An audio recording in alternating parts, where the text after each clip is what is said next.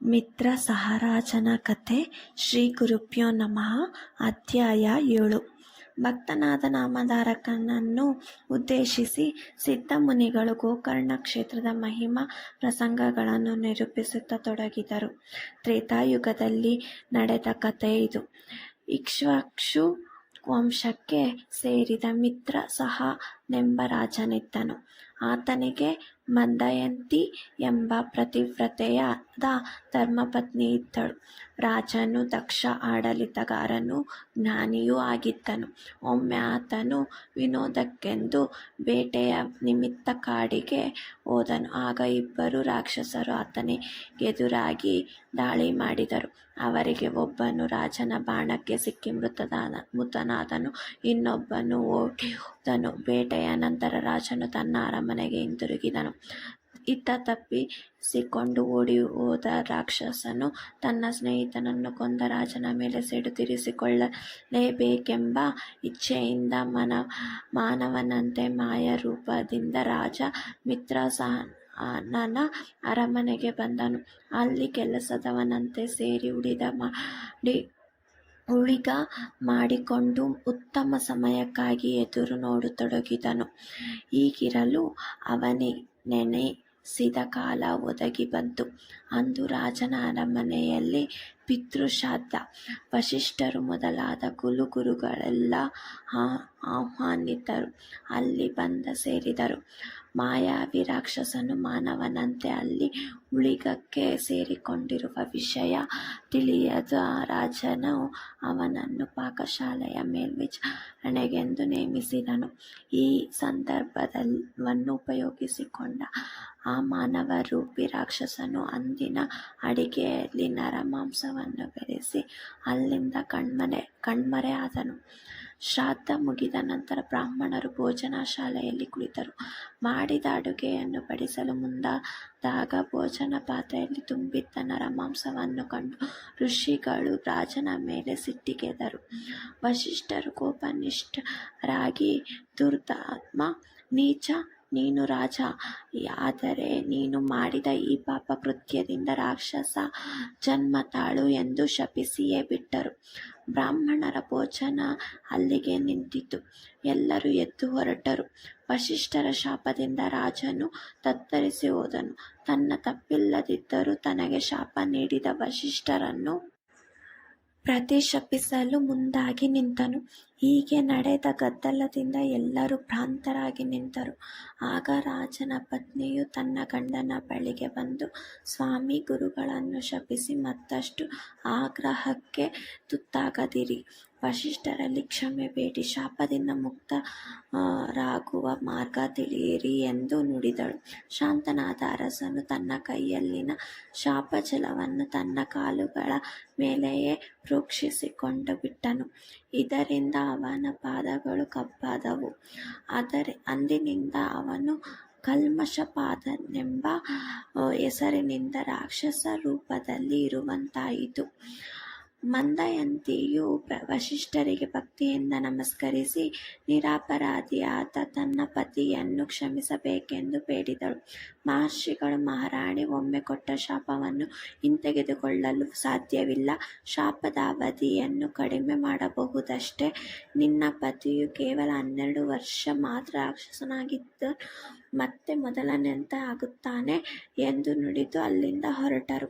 ರಾಕ್ಷಸ ರೂಪದಲ್ಲಿನ ರಾಜನು ಕಾಡಿನಲ್ಲಿ ಹಿಂಸಾವೃತ್ತಿಯಿಂದ ಜೀವಿಸುತ್ತಿದ್ದಾಗ ಒಮ್ಮೆ ಬ್ರಾಹ್ಮಣ ದಂಪತಿಗಳನ್ನು ಅಡ್ಡಗಟ್ಟಿದನು. ಬ್ರಾಹ್ಮಣ ದಂಪತಿಗಳು ಬೇಡಿದರು. ರಾಕ್ಷಸನ ಮನಸ್ಸು ಕರಗಲಿಲ್ಲ.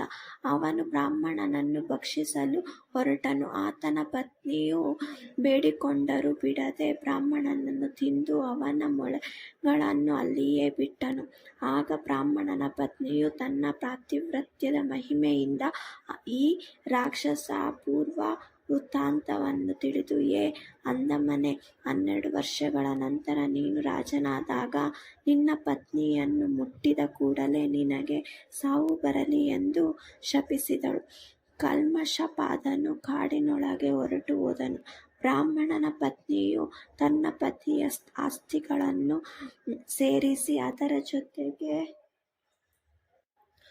ಅವರ ಜೊತೆಗೆ ತಾನೂ ಚಿತೆಗೆ ಹಾರಿ ಸಹಗಮನ ಮಾಡಿದಳು. ಹೀಗಿರಲು ವಸಿಷ್ಠರ ಶಾಪಾವಧಿ ಮುಗಿಯಿತು. ರಾಜನು ತನ್ನ ಅರಮನೆಗೆ ಹಿಂದಿರುಗಿದರೂ ಬ್ರಾಹ್ಮಣ ಪತ್ನಿಯ ಶಾಪವನ್ನು ಮರೆಯಲಿಲ್ಲ. ವಿಷಯ ತಿಳಿದ ಮಹಾರಾಣಿಯು ಚಿಂತೆಗೀಡಾಗಿ ದುಃಖಿಸಿದಳು. ಮಕ್ಕಳಿಲ್ಲದ ತಮಗೆ ಸದ್ಗತಿಯೂ ಇಲ್ಲವೆಂದು ತಿಳಿದು ಪ್ರಾಣತ್ಯಾಗ ಮಾಡಲು ಸಿದ್ಧಳಾದಳು. ಆದರೆ ಕುಲ ಪುರೋಹಿತರು ತೀರ್ಥಯಾತ್ರೆ ಮಾಡುವುದರಿಂದ ಬ್ರಹ್ಮಹತ್ಯೆ ದೋಷವು ನಿವಾರಣೆಯಾಗುವುದೆಂದು ತಿಳಿಸಿದರು. ಅವರ ಸೂಚನೆಯಂತೆ ರಾಜನು ತೀರ್ಥಯಾತ್ರೆಗೆ ಹೊರಟು ಮಿಥಿಲಾ ನಗರದ ಬಳಿ ಬಂದು ಅಲ್ಲಿನ ಮರವೊಂದರ ಬಳಿ ವಿಶ್ರಮಿಸಿದನು. ಆಗ ಕರಾಳ ರೂಪವೊಂದು ಅವನನ್ನು ಹಿಂಬಾಲಿಸುತ್ತಿತ್ತು. ತನ್ನ ದುರವಸ್ಥೆಯ ಬಗ್ಗೆ ಯೋಚಿಸುತ್ತಿದ್ದ ರಾಜನಿಗೆ ಗೌತಮ ಮಹರ್ಷಿಗಳ ದರ್ಶನವಾಯಿತು. ಅವರಿಗೆ ತನ್ನ ದುಃಖವನ್ನು ತಿಳಿಸಿ ಪರಿಹಾರವನ್ನು ಬೇಡಲು ಗೌತಮರು, ಮಹಾರಾಜ, ನಿನ್ನ ಪಾಪಕ್ಕೆ ಪ್ರಾಯಶ್ಚಿತ್ತವಾಗಿ ಪರಮ ಪಾವನನಾದ ಗೋಕರ್ಣ ಕ್ಷೇತ್ರಕ್ಕೆ ಹೋಗು. ಅಲ್ಲಿ ಗಣಪತಿಯು ಸ್ಥಾಪಿಸಿದ ಆತ್ಮಲಿಂಗವಿದೆ ಎಂದು ಕ್ಷೇತ್ರ ಮಹಿಮೆಯನ್ನು ತಿಳಿಸಲಾರಂಭಿಸಿದರು. ಮಹಾಬಲೇಶ್ವರ ಮಂದಿರದ ಪೂರ್ವದ್ವಾರದಲ್ಲಿ ಸೂರ್ಯಚಂದ್ರರು, ದಕ್ಷಿಣದಲ್ಲಿಯ ಅಗ್ನಿದೇವತೆಗಳು, ಪಶ್ಚಿಮದಲ್ಲಿ ಗಂಗೆ ಮತ್ತು ವರುಣ ದೇವನು, ಉತ್ತರದಲ್ಲಿ ವಾಯು, ಕುಬೇರ ಮತ್ತು ಭದ್ರಕಾಳಿ ಸನ್ನಿಹಿತರಾಗಿದ್ದಾರೆ. ಇವರೆಲ್ಲರೂ ಮಹಾಬಲೇಶ್ವರನನ್ನು ಸದಾ ಸೇವಿಸುತ್ತಿದ್ದಾರೆ. ದೇವತೆಗಳು, ಮುನಿಗಳು, ಯಕ್ಷ, ಕಿನ್ನರ, ಕಿಂಪುರುಷರು, ಗಂಧರ್ವ, ವಿದ್ಯಾಧರರು, ಸಿದ್ಧರು, ಪಿತೃಗಳು, ಶೇಷನೆ ಮೊದಲಾದ ನಾಗರು, ಪಿಶಾಚ, ಭೂತ, ಬೇತಾಳ ಮೊದಲಾದ ಗಣಗಳು ಶಂಕರನನ್ನು ಇಲ್ಲಿ ಸದಾ ಸೇವಿಸುತ್ತಾರೆ. ಗೋಕರ್ಣದಂತಹ ಕ್ಷೇತ್ರವು ಭೂಮಂಡಲದಲ್ಲಿಯೇ ಬೇರೊಂದಿಲ್ಲ. ರಾವಣನೇ ಮೊದಲಾದ ರಾಕ್ಷಸರು, ಪ್ರಿಯವರ್ತನೆ ಮೊದಲಾದ ಚಕ್ರವರ್ತಿಗಳು, ದೇವದಾನವರು ಇಲ್ಲಿ ವರಗಳನ್ನು ಪಡೆದಿದ್ದಾರೆ. ಅಮಾವಾಸ್ಯೆ, ಸಂಕರಣ, ಪರ್ವಕಾಲಗಳು, ಆದಿತ್ಯ, ಸೋಮ ಹಾಗೂ ಬುಧವಾರಗಳಂದು ಇಲ್ಲಿ ಸಮುದ್ರ ಸ್ನಾನ ಮಾಡಿದವರು ಅನಂತ ಪುಣ್ಯಭಾಗಿಗಳಾಗುತ್ತಾರೆ. ಮಹಾಶಿವರಾತ್ರಿಯಂದು ಬಿಲ್ವಪತ್ರೆಯನ್ನು ಶಿವನಿಗೆ ಅರ್ಪಿಸಿದರೆ ಸರ್ವಾಭೀಷ್ಟ ಪ್ರಾಪ್ತಿಯಾಗುತ್ತದೆ. ಬಿಲ್ವಪತ್ರ ಮಹಿಮೆ. ಗೌತಮರು ರಾಜನಿಗೆ ಒಂದು ಪ್ರಸಂಗವನ್ನು ನಿರೂಪಿಸಿದರು. ಒಮ್ಮೆ ಒಬ್ಬ ವೃದ್ಧೆಯು ಗೋಕರ್ಣ ಕ್ಷೇತ್ರದಲ್ಲಿ ರೋಗಪೀಡಿತಳಾಗಿ ಪುಣ್ಯತ್ಯಾಗ ಮಾಡಿದಳು. ಆಗ ಶಿವಲೋಕದಿಂದ ವಿಮಾನವೊಂದು ಬಂದು ಅವಳನ್ನು ಕರೆದೊಯ್ಯಲು ಸಿದ್ಧವಾದಾಗ ಈಕೆ ಶಿವಲೋಕಕ್ಕೆ ಯೋಗ್ಯಳೇ ಎಂಬ ಸಂದೇಹ ಬಂದಿತು. ಆಗ ಶಿವದೂತರು ಆಕೆಯ ಪೂರ್ವ ವೃತ್ತಾಂತವನ್ನು ತಿಳಿಸಿದರು. ಪೂರ್ವಜನ್ಮದಲ್ಲಿ ಈಕೆಯು ಸೌದಾಮಿನಿ ಎಂಬ ಸತ್ಕುಲ ಪ್ರಸ್ತುತ ಕನ್ಯೆಯಾಗಿದ್ದಳು. ಈಕೆಯ ವಿವಾಹದ ಕೆಲವೇ ದಿನಗಳ ನಂತರ ದುರ್ದೈವದಿಂದ ಇವಳಿಗೆ ವಾರ್ಧಕ್ಯವೊದಗಿತು. ಎಲ್ಲರೂ ಅವಳನ್ನು ದೂರ ಮಾಡಿದರು.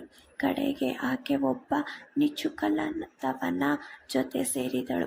ಒಂದು ಸಲ ಮದ್ಯದ ಅಮಲಿನಲ್ಲಿ ಕರುವನ್ನು ಕೊಂದು ಗಂಡನಿಗೆ ಬಡಿಸಿ ತಾನು ತಿಂದಳು. ನಂತರ ಗೋಹತ್ಯೆ ಮಾಡಿದೆನೆಂದು ತಿಳಿದು ಭಯದಿಂದ ಅದರ ರುಂಡ ಮುಂಡಗಳನ್ನು ಬಚ್ಚಿಟ್ಟಳು. ಕೆಲವು ಕಾಲದ ನಂತರ ಅವಳು ಸತ್ತು ಹೋದಳು. ಗೋಹತ್ಯೆ ಪಾಪದಿಂದ ಅವಳು ಕ್ರೂರ ನರಕವನ್ನು ಅನುಭವಿಸಿ ನಂತರ ಭಿಕ್ಷುಕಿಯಾಗಿ ಜೀವಿಸಬೇಕಾಯಿತು. ಊರೂರು ಅಲೆಯುತ್ತಾ ಮಹಾಶಿವರಾತ್ರಿಯೊಂದು ಗೋಕರ್ಣವನ್ನು ತಲುಪಿದಳು.